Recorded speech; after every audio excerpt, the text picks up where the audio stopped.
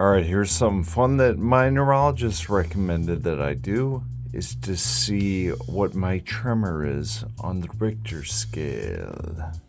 So as you see, if I'm just barely sitting still, it's like in the 1 range. Let's turn that stimulation off. Let's see what it is.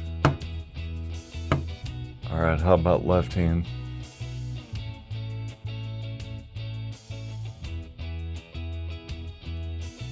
My right hand wins with an 8.3 over my left hand, which was an 8.2 on the Richter scale. Just to give you an idea, the Myanmar earthquake recently was also an 8.2 on the Richter scale, and the highest ever recorded earthquake was a 9.5 in Chile in 1960.